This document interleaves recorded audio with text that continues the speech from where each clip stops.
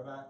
And we are back. We are the Coalition Loud and Proud, outrage porn-free, civilly disobedient media, broadcasting on the Worldwide Coalition Media Network here at the Go Local Live Broadcasting Center, 90 Way Boston Street, in, as we always say, the heart of the city we love, Providence, Rhode Island. Joining me in studio is a repeat offender, and we say that with affection. Melissa Jenkins, she of the Cranston Action Network. You were on just a few short months ago, and we discussed at that point in time, we'll replay that interview as well, kind of the history of the Cranston Action Network in the wake of last year's 2016 elections. So much as in Rhode Island, as I always call Rhode Island, as the stomach turns, so much has happened even in the few short months since you've been here. And it's interesting this week because I wanted to have you come in now because it's last week was the anniversary, the 1 year of the 2016 election. And so we're going to reflect on that and some of the ongoing madness, if you will. You notice I wore black, right? I'm still in mourning. As we talk about it here at the Coalition all the time, municipal government's gone wild. And Cranston, yikes. Wild. So where do we begin? Let's first of all talk about, it's been a year since the election. Largely, and I want your reaction to this, some of our, in almost a caricature manner, some of our worst nightmares have come true. Yes. With the current regime, and I use that term intentionally. What's your reflection a year later, post-DT? Well, I think it's been a constant cycle of our worst nightmare trying to come true and people stepping up and resisting it. Mm-hmm. So they tried to repeal healthcare. Mm-hmm. We resisted and resisted and resisted, and we went a few rounds with that. But we've managed to maintain most of the access to healthcare mm-hmm. that was so hard fought. So we were able to resist that effort. The travel ban, time 1, time 2, time 3. Restraining Order 1, Restraining Order 2, Restraining Order 3. So it feels like our worst nightmare is trying to come true, but we're really, really fighting it off. And we're only able to do that by working together. Do you think that the Trump supporters in all their wildest nightmares ever anticipated this type of coordinated, effective resistance? Are there any left? Well, many of them have gone underground, or they've admitted to, yeah. No, to them it was such a clear-cut issue. They dismissed the constitutional issues, they dismissed the human rights issues. It was simply, break glass, add water, throw Donald Trump, swamp gets drained, and life all of a sudden, for the very people that Mr. Trump's policies, quite frankly, are destroying, those very same people seem to think that they confuse leadership with acting like a jerk. And yet the very people, time and time again, over the last 6 months or so in particular, that supported him, and we always talk about West Virginia as an example, the people who supported him most tenaciously are the people really taking the huge hit. And this tax cut that passed, this alleged purported tax cut that passed the House yesterday, is probably the best/worst example of that of all time. Is there, as someone who follows these things closely, is there anything in that tax cut that will help the middle class at all? No. It's a tax cut for the wealthy. We all know that. Even the Congressional Budget Office, which is supposed to be apolitical, has pointed out that within 6 to 7 years, that the effective tax rate for the middle class will actually increase. So it hits hardest the areas like West Virginia where there are more poor people than wealthy people. Or Rhode Island. Or Rhode Island. Right. Yes. How do you, okay, I'll use this term today. Everyone in life has got their own personal philosophers. One of mine is, of course, Lucy and Ricky Ricardo. So as Ricky would say to Lucy, "Splain, Lucy, splain." So how do people, a year later, and a lot of these people, I believe, they may be misguided politically, but a lot of them are actually just misguided. Deep down, they're fundamentally good people who, perhaps because of their frustrations with the political environment, have gone off the rails and supported this. How do they continue to live in complete, as we say, denial ain't a river in Egypt? I can't explain it. this bill, I mean, let's look at some of the things that it's, and again, it's so voluminous that folks are just kind of like an onion unraveling it, is essentially by the CBO standards a tax increase on the middle class. There are references in there to take shots at Roe v. Wade. There are all sorts of bombs buried in this. It's like a bad video game. Yeah, there's a bomb for graduate students that their free tuition waiver would be counted as income. So basically bankrupts anybody who wants to get a higher education. Excellent. Good move. Let's keep people stupid. Yeah, so they can vote for Trump. I guess maybe that, we got it, we figured it out. That's it. Okay, we're done. Well, that was fun. Thanks, Yeah. Let's keep people stupid. Is it maybe, should I get a red hat that says that? Oh my. By the way, as an aside, we won't get into this now, my next guest in the 8 o'clock hour is a retired police officer, a retired major of the Baltimore Police, who is very active in a national organization that opposes the war on drugs, and is pointing out that a recent DEA announcement talking about how they're going to schedule fentanyl will actually, as is typical in the war on drugs, have exactly the exact opposite effect. That's what's desired. And again, that's the kind of nuttiness that's coming out of Washington. What do you folks? What's the plans now? I know that you had a fundraiser this week. What's your, at least publicly, what are you talking about as your next steps in the Cranston Action Network? What are you guys working on now publicly? Well, we have a big issue with people having concealed weapons can bring them into schools in Rhode Island. And Rhode Island is one of only 8 states in the entire country where there's no law against bringing a concealed weapon into an elementary school.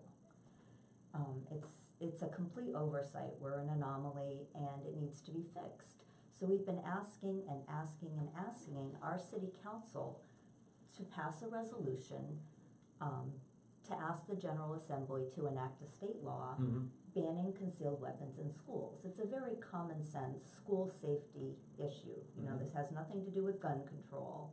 It's simply a measure to keep guns out of elementary schools. You know, guns, safe place, children, safe different place. You know, a very simple equation. 42 out of 50 states get it. Rhode Island is one of the 8 who just hasn't passed that law yet. So we've asked our city council repeatedly to pass this resolution. It was introduced at the last city council meeting. There was a discussion. Several members of our group, the Cranston Action Network, testified in favor of the resolution, and it was sent to the ordinance committee. Then we went on and discussed other matters for 2 hours. All of the resolutions in turn were referred to ordinance committee or planning committee or budget committee or wherever their next step was in the logical process of things. 2.5 hours into the meeting, the council suddenly abruptly takes a break. So the meeting's almost over. They take a break. Do they go into executive session? They didn't call it that, but they went in the back room, and you know what happens in the back room in Cranston. We all know what happens in the back room in Cranston. So they go in the back room, and pretty much everybody in the front room thinks, you know, it's 2.5 hours into this meeting, I'll go home and have dinner. But I'm wondering, you know, they've never done that before. What's up with this?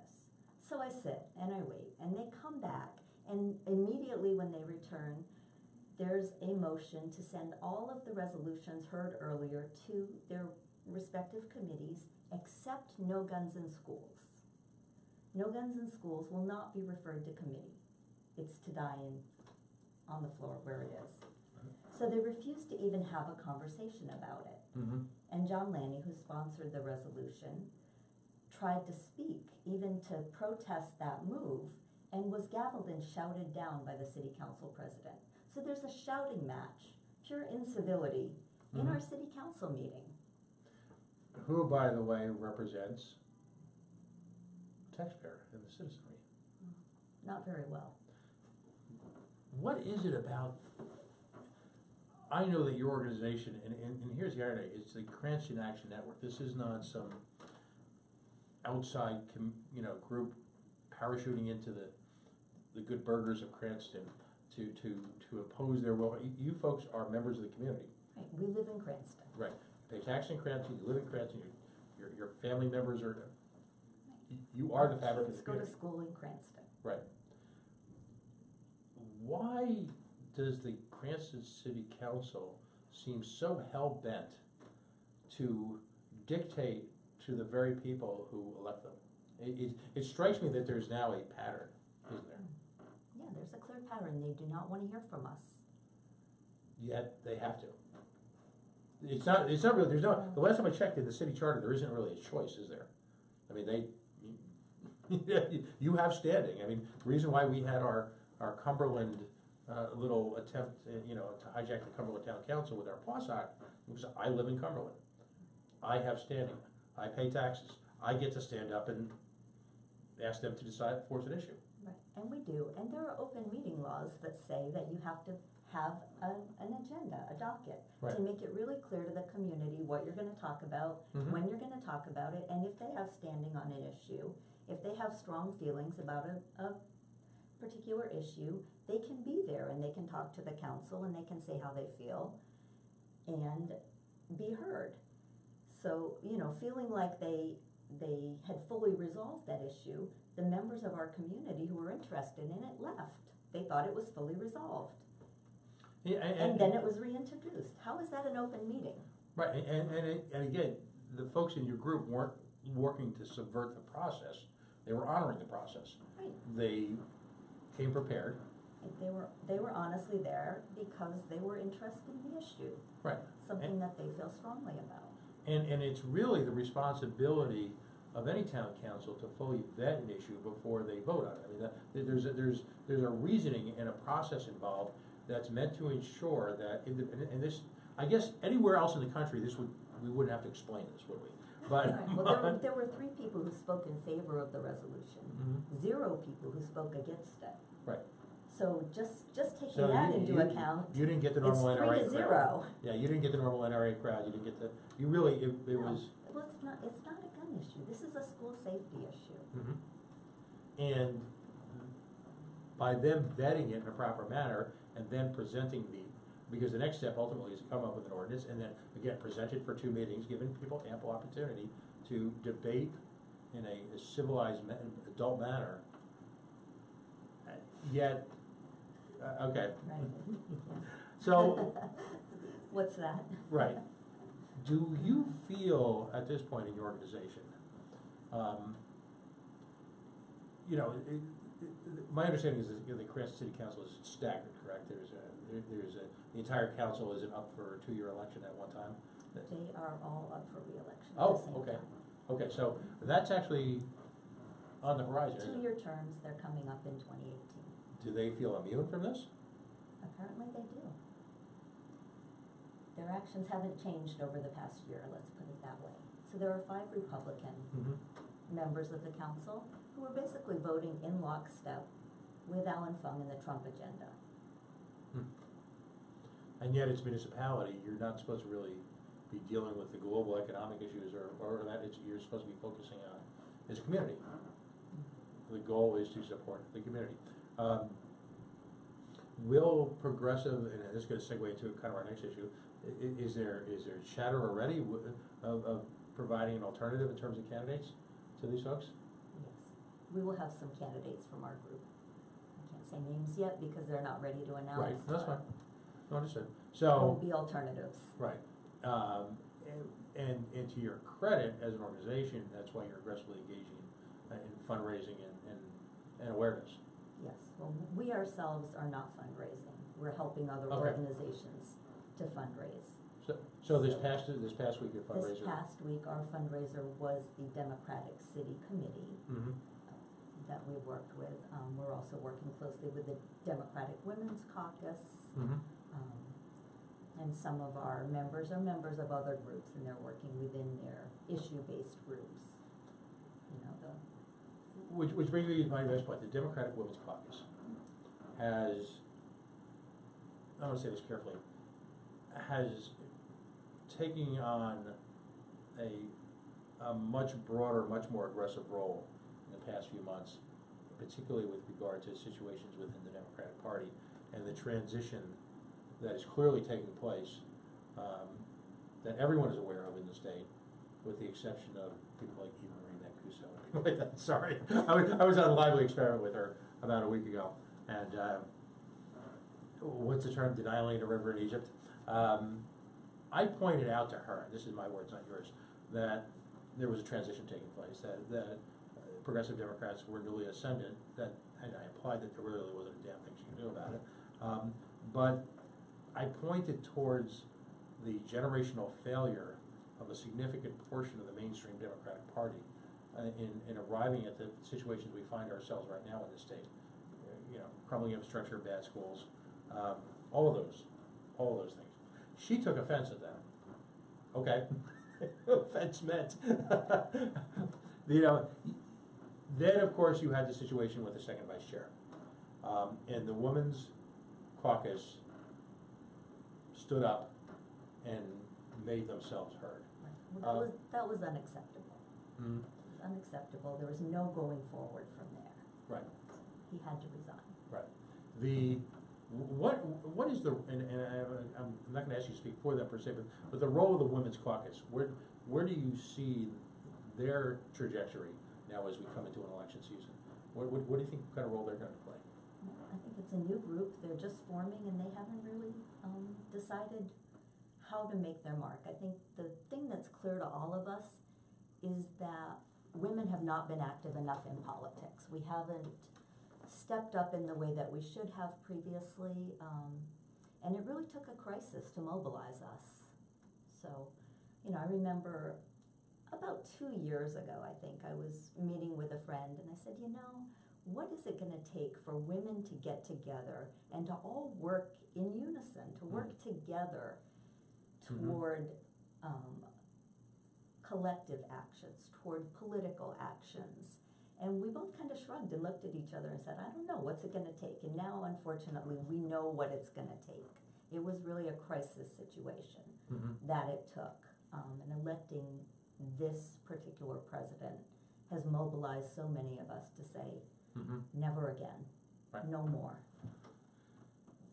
When you look at anti-Roe v. Wade language being buried in a federal bill, as is becoming clear, and again, with now that they kind of rushed it through the Congress, even, by the way, with opposition from within the Republican Party, there was no degree of unanimity on this whatsoever. And you look at the traditional Democratic Party in this state,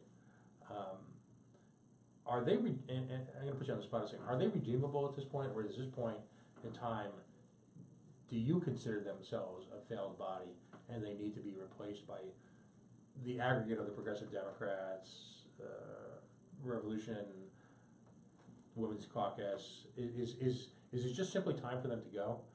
They need to show us, I think, if they're redeemable or not. And one way that they could do that is by passing the Reproductive Health Care Act, that we can codify the provisions of Roe v. Wade in Rhode Island law so that no matter what happens on the federal level, women in Rhode Island are protected. So that would be a really good way for us to feel that we're being heard by the traditional party. Bring our listeners and future listeners up to date. What happened to that bill in the last session? I mean, if you can give us a little bit of a history. Well, I know that it wasn't heard, and it hasn't passed, and we need to have it reintroduced and to pass in the next session. And I'll use, I don't like the litmus word, but is that because that there's a seeming lapse of rationality implicit in that? So I'll try to explain it better.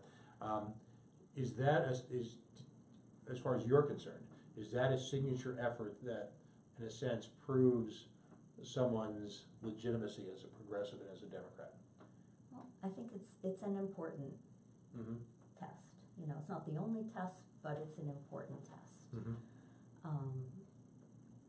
I think it's something that people have seen as a non-issue, as, it's not immediately threatened, Roe v. Wade, but look, it is. Right. In sneaky ways, and it's hidden in other bills. So it is an immediate threat, and it is an immediate need, and it's the most important issue to many women. So I think those women need to be heard. Well, and think about it, no one ever overtly attacks Fourth Amendment rights, no one ever, except for Trump, overtly attacks First Amendment rights. No one overtly comes out and says, okay, we're going to turn back the hands of time and, bring women's reproductive rights back into a back alley operation. No one ever comes out and says that. What was the word of the year? Dog whistles? There's dog whistles out there that they incorporate into legislation through either the reconciliation process, the budgetary process. So much of these attempts are buried in bills that are completely inappropriate to be discussing, reproductive rights issues, individual rights issues. I mean, it's so inappropriate, yet politicians do it all the time. Do we need to should there be a degree of accountability, particularly in this state, with regard to burying these things? I mean, at what point in time do we call BS on politicians who just think this is okay? Well, I think there's another important issue, and that is simply that too many of the lawmakers making the laws about women's health issues don't fully understand them. Mm-hmm. And they can't fully understand them because they're men. Mm-hmm. We need to have more women at the table. And I think that will do more to represent our interests than anything else. So every woman listening, just step up and run. Run for something. Run for anything. And there are a number of groups, and they've been on the show, that are providing specific candidate training, specific candidate support, to support women to take their place at the table, so that they have not just equal rights, but an equal stake and an equal participation. So there is plenty of support out there for this, isn't there? There's a lot of support and there's a lot of training, and I think there are a lot of women who have been playing supportive roles but never really saw themselves as the candidate. Right. They saw themselves as the campaign worker. And there's a lot of implicit bias even in our own minds. Mm-hmm. We don't see enough role models. Mm-hmm. And that's, I think, one of the things that's really held us back. But as we see more and more, it becomes easier and easier. Who would you, now brings me to a great point, who would you look to at this point in time? I mean, we're approaching mid-year elections on the national level. We're approaching statewide elections here in Rhode Island, both on the executive branch and in the legislature. Is there anyone you want to point out to, either on a national level or on a local level, that's emerging as a leader? And that doesn't mean you're excluding other people, but is there anyone who strikes you as someone who's a real up-and-comer? Up-and-comer. You want to think about that, that's fine. Well, there are a lot of great candidates Mm-hmm. coming forward. New candidates for office. Rebecca Kislak has just announced that she's running for Reagan Berg's seat in District 4 in Providence. Mm-hmm. Justine Caldwell in East Greenwich is running for the House. Mm-hmm. So two new, fresh faces, powerful women leaders with a lot of experience who, have been working in other roles for a really long time and are now stepping up and saying, guess what? I am the candidate. So I'm really excited about those two. Mm-hmm. But also a lot of people who are already serving. Mm-hmm. Marcia Ranglin-Vassell, for example, in her first term has done some really remarkable things. Jeanine Calkin, Mm-hmm. Teresa Tanzi, who's a longer time serving. And I believe Marcia is, now, hopefully I don't get this wrong, her sister is also involved in the business community here in Rhode Melissa Island. is the president of the Rhode Island Black Business Association. Right, and what's been remarkable about her efforts is her outreach to a variety of communities to bring people into the fold with really an eye towards conversation. And she's an amazing dynamic leader. Mm-hmm. Yeah, and I give her a lot of credit too, both of them, but particularly, in the sense of the business community, her sister, because her willingness to reach beyond traditional bounds and to, open up the conversation to everybody. And that's, I think what we've found in a variety of issues over the last couple of years is that the notion that there are people of goodwill amongst a variety of political groups that may not agree on everything, but ultimately can find commonality and support on issues that matter. And right, but goodwill is not enough. And the remarkable thing about Lisa Ranglin is that she is actually taking action. mm-hmm. She is getting real investment and getting a real pipeline of business leaders, you know, through internships and training and job placement and, you know, actually doing things, not just theorizing about them and getting, okay, mental agreement. Right. This is a real action-oriented person. I hope you'll put a good word in, because I'd love to have her on the show. And Do my best. And just really get a clearer picture of what's happening there, because ultimately it's groups like yours and hers and a variety of these groups that, well, to your point, are actually providing effective change and also effective counterpoint for some of the lunacy that our government is trying to perpetrate on us. So we've got an election coming up. So when do you think folks will actually formally, you know, do you see a wave of announcements coming in the run up to the new year, or in what role do you see Cranston Action Network taking place with those? Is it to provide a volunteer base? Is it to provide or to support developing a financial base? What are some of the projects that you're going to involve the group in over the coming months? Well, I think that we can do all of those things, and we also have regular meetings where we bring the community at large in so we can provide an audience.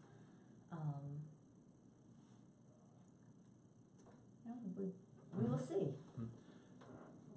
Local politics. If Allan Fung gets the nomination, is it possible for Cranston again to suffer an absentee mayor? Should you know, is there thought, I'm not gonna put you on the spot, but is there thought at a certain point that Allan Fung should resign if in fact he gets the nomination for the gubernatorial race and should dedicate himself to running for governor, which he will do anyway, but provide an opportunity for someone else to become mayor? Yeah, I don't know about that. You know, in some cases, an absentee mayor is better than the one that's present. Wait, that sounds almost Let's just say libertarian. that. You know, that sounds almost libertarian.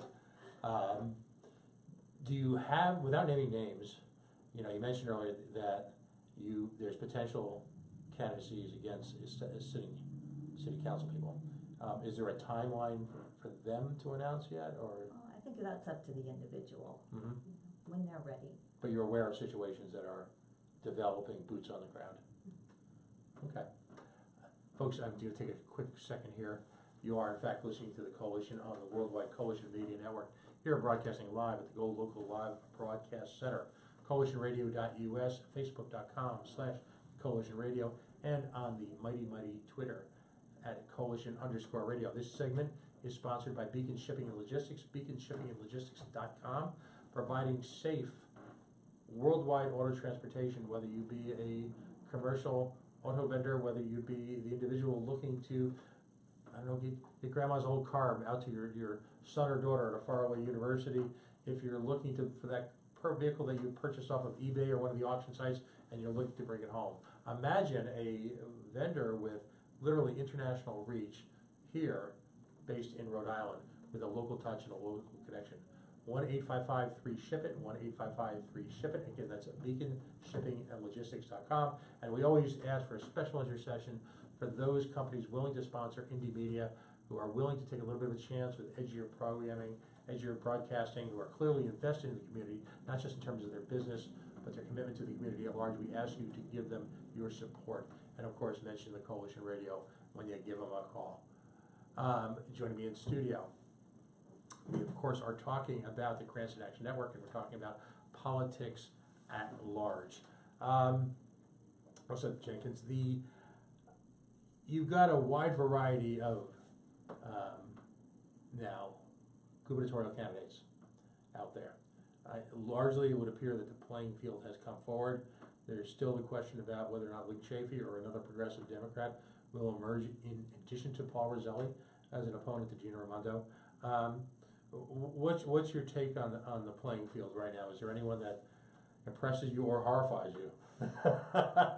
You know, here's a chance. Now, I'm not looking to you to attack them personally, but here's a chance to address some of the principles or lack of that they purport to invoke. Well, as you know, one of the big problems that I have with the way the city of Cranston is run is transparency. You know, that things are done in the back room, the I know a guy system. Right. this kind of secret backroom deal, selling the public parks to private soccer leagues and not telling the neighborhood and, doing things behind closed doors is not okay with me. And as the antidote to that, Governor Raimondo really impressed me when she was treasurer because she had to make some very unpopular decisions. She had to make pension cuts. Right. And that was terrible news. That was news that nobody wanted to hear. And she did that in such an open, transparent, honest, personal way. She went around to the cities and towns and talked to people in person and told them about the impact of that and the necessity for that. And I was so impressed with that. I became a big fan of hers, and I remain a big fan of hers. So she is the antidote to the lack of transparency that we have in government. And she makes the hard decisions and gives people the bad news in that open and transparent way, and I really admire that. Are you saying that doesn't exist in the one of the potential Republican gubernatorial candidates? That's exactly what I'm saying. Okay. Do you feel that it's important that a truly progressive candidate emerge to facilitate the primary process in addition to Paul Roselli? Do you see the primary process as a viable mechanism for which folks to publicly, in a legitimate way, debate the progressive, I'll call it the progressive agenda versus the mainstream Democratic Party? Is that the right place, or where do you think it has to take place on the field of political battle? There are a lot of different ways that can play out. I've met Paul Roselli. I like him. He's a very nice guy, strong environmentalist.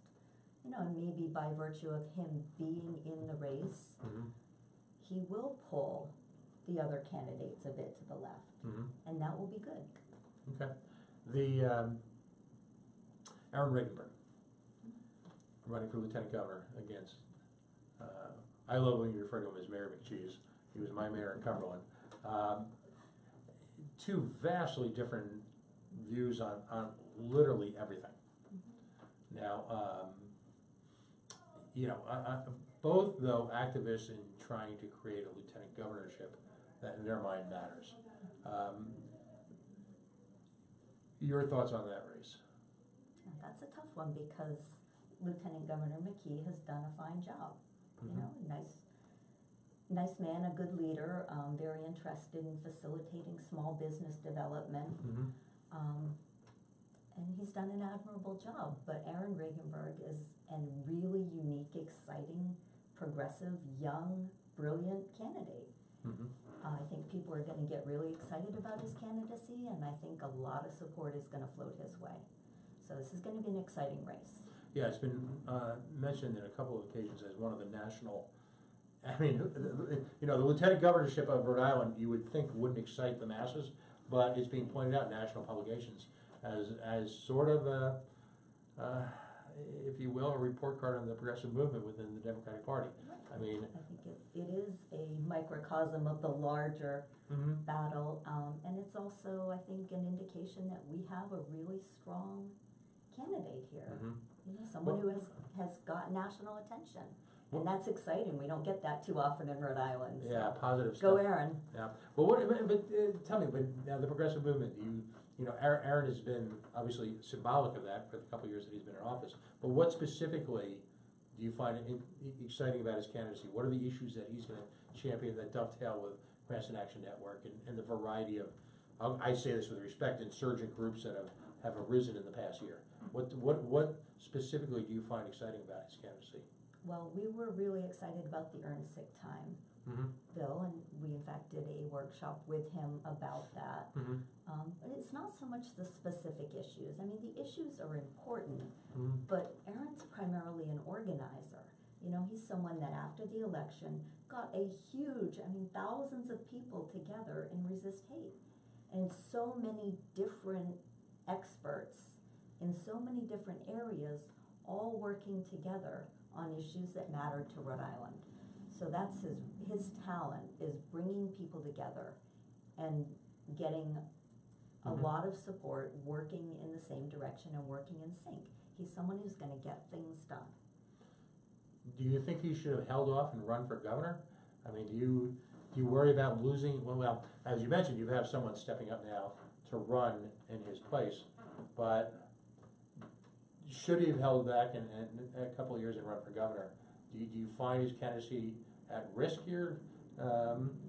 Or at this point in time, is the progressive movement strong enough that they can defeat the statist, by their term, by the way, mainstream Democrats in a primary? I mean, that's a pretty heady challenge. We're gonna see. I think he's a smart guy, and he probably made his best move.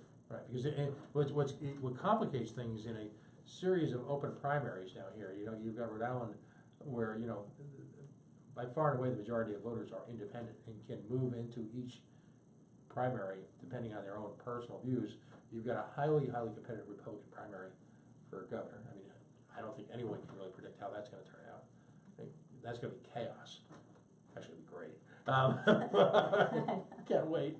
And then you've got a highly provocative lieutenant governor's race. Where does the independent voter go? I mean, it's if you're like me and you like to make mischief, I mean, part of you wants to vote for Joe Trollo. I have to tell you, I was a lifelong independent, but after the Trump fiasco, I won't be voting for any Republicans ever again. Really. Yeah, but you don't want to have, certainly not in the foreseeable future. You don't want to have some fun. So I'm not an independent anymore. I'm a Democrat, and I think a lot of independents are feeling that way, that they can't support the party of Trump. So I think a lot of independents will be Democrats in the next election. So you see potentially a large swing in declared party status. Do you? I would hope for that. I think we need all hands on deck. We have to get everybody rowing together if we're going to take our country back. So the fact work that together. The fact that Mr. Regunberg had declared so early, with some fairly powerful endorsements right off the bat, seemingly forced Mr. McKee to quit the little dabbling he might have had in terms of the governor's race and come out and defend his turf. Clearly points to that. I mean, what's astonishing to me is that this lieutenant governor's race may actually have more substantive debates about policy and issues than the governor's race. Yeah. Debates are great, though. That's what gets the ideas out there. It gets them vetted by the people. It gets people involved. I love debates. Yeah, no, it should be a fun season. And I don't think at this point any one of the major candidates can hide out in the bushes this year. No. There's no place to run, no place to hide. You've got to be out there, don't you? I think so. Yeah. I think the body politic is now not only wants but demands issues-based responses. They're not willing to suffer the foolishness lightly anymore. It's not good enough, Ms. Mancuso, that your father was such and such, or your brother, or you went to, too many Rhode Island politics, by the way, is, it's not like Joey or Joseph, fill in the blanks, it's Joey, who I went to LaSalle with. That's really gotta end. The nation that you're electable because of your, you played hockey with someone, or, and that's how we identify our relationship with elected officials as opposed to policies. There's too much at stake now, isn't there? I think people have realized what can happen if you're not paying attention. So we're all paying attention. Excellent. When are the next events coming up? Do you have anything planned going into the holidays for Cranston Action Network? Well, the big events at the City Council meeting on November 27th. Steel cage deathmatch? Exactly, right. Hey, how about pay-per-view? Well, there's going to be shouting. There's going to be gaveling. It's really entertaining. Our council meetings have really become a who needs to watch a Bruins? Form of entertainment. There's forechecking. There's tackling. There, you don't need to watch the Patriots. So that's our next big event. We'll have our regular monthly meeting on the 29th, and plot our next coup from there. That's excellent. That's great stuff. Now, and again, you get into the legalities of the different organizations, and I'm getting ahead of myself here. Do you think the Cranston Action Network will be actually issuing endorsements this time around? Yeah, I don't know. We haven't decided what kind of structure we want to have. We're very non-hierarchical, and we're also, we prefer to stay informal and perhaps not fully incorporate as a nonprofit or as a PAC at this point in time. You know, we're working to organize collective action, and working as an informal organization, so there's no formal criteria for membership. Anyone can join our group, you can come to our Facebook page, you can come to our meetings. You know, you can be part of our group and work with us on any action that you feel strongly about, and it doesn't have to be full agreement on all the issues that we're working on. You know, we're doing collective actions on issues that people in our group care about. So the issues that we work on are the ones that are brought forth and get the most support at our meetings. Our membership determines where we go. Interesting. So you, there's an elegance in that you don't have to be obsessed with the kind of structural games that come with traditional political organizations. You can really respond at a moment's notice to any one issue, as the mayor has found out. I don't know how long you can stay in that informal, cool place, but I want to prolong that as long as we can. Right. It's a good place, and it's a great group, and we have such nice teamwork and coordination of our efforts, and everybody doing what they're able to do and what their talents allow them to do. So I have to really fun group. I have to ask you about the Pawsox, of course, because that's kind of our issue here on the show. Yeah, you heard they're coming to Cranston, right? Oh, that's what I was going to ask you about. Right on Route 10, and where? The council's writing a resolution, and they're sure to do it because we said so. Right, and that's, and they managed to get, I have to say this, they managed to get that one through, huh? That made it to the ordinance committee, or? Yes, absolutely. We have plenty of time to talk about the Pawsox, just not protecting children in school. Is there any cogent thought behind that? I mean, did somebody just wake up one morning and say, yeah, let's put a baseball stadium, that's a ticket. Well, I didn't go to that meeting. Lots of people wanted me to, but I just couldn't bring myself, because every now and then you go to YouTube and you do a search on city council meetings, you see that guy projecting himself over onto the city council chair's desk, flailing away. That would be me, and it would be ugly. So, what was where did that come from? It strikes me that every time a city council across Rhode Island wants to change the subject, they either come out with some boondoggle out of left field for investment, or they decide to screw with things like medical marijuana laws. They appeal to people's base emotions about it. It's outrage porn as a political issue, and that's what I call Operation Change the Subject from things that really matter. Distraction. Yeah, I think the community took it well and didn't get too distracted. And on the bright side, people didn't take it seriously. Right. Even though, again, when you look at these city councils, real time and energy is spent on this. Right. When there are generational issues that are looming very, very large, Right. And the issues that we care about, that we've asked them to consider, they refuse. Oh, we don't have time for that. Which is why it's got to change.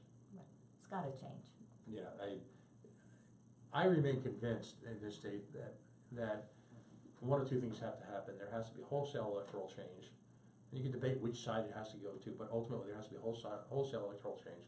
Or, my words, not yours, some level of collapse has to take place in the state out of just fundamental chaos for Rhode Island to rise up.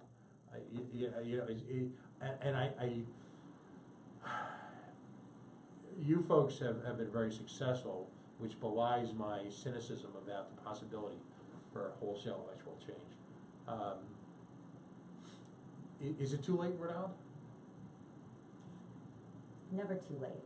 Our motto is hope. There's always hope. Excellent. Well, thank you for coming out again. Again, it's open door. If there are issues that arise that, we'd love to hear about them. If you have press releases or things that you want to publicize, you just have to let us know. I'm excited to see what happens on the 27th. Maybe we'll have a good story afterward. with videotape. I think you're missing a fundraising opportunity. I think the words are pay-per-view. Pay-per-view. You know, Anyone can go, it's free, just walk right in, City Hall, 7 o'clock of November 27th. one last question before you go. At any point in time, have you gotten any acknowledgement, any cooperation, any outreach for the mayor's office? Do you None whatsoever. In fact, quite the opposite. Some of our members who have reached out to the mayor, especially on social media, have actually been blocked and deleted from his social media sites. That's interesting. I at some point in time, if the dust ever settles, Quite the opposite. right, if the dust ever settles, I would love to ask Stephen Brown and talk to him about the legality of shutting off social media communications with taxpayers and. You would like to think the mayor would represent all of the Cranston residents, Right. not just the ones who agree with him, but this And is that- Trump, and that- this is Trumpville. This is what I mean by the Trump agenda. And that's really the key issue, isn't it? Regardless of what your political background, your belief system is, ultimately, once elected, the job, and I'm not trying to engage in Pollyannish fantasy here, but ultimately, once you assume the oath of office, it really is supposed to be a representative of all the people in town. It's not just your constituency, your base. It's not your point of view, and okay, everyone who agrees with me is in my circle and my friends and my supporter. It's actually the people who agree with you, the people who are neutral, and the people who disagree with you, who are your constituents. And you have to listen to all of them. You have to represent all of them, because that's your job. It really is. I think we lose, I know you haven't lost sight of it, your group hasn't lost sight of it, but I think there are people who have clearly lost sight of it. Well, again, thank you very much. How can folks find the Cranston Action Network again on the web, on the interwebs? How can folks reach out to you? Go to Facebook and search Cranston Action Network. You have to request membership, and I'll add you. So, join us. Absolutely. It's an open conversation. They let me join. Anyone can get in, see? What's that line about? I don't want to be a member of a club that'll have me as a member. Well, thank you very, very much. Thanks for having It was me. great to see you again. Folks, Melissa Jenkins of the Cranston Action Network, one of the co-founders, one of the, in a non-hierarchical organization, someone who clearly is one of the public focal points for the organization in terms of disseminating information about their hopes, their dreams, their consistent commitment to political action on a very practical as well as a philosophical level.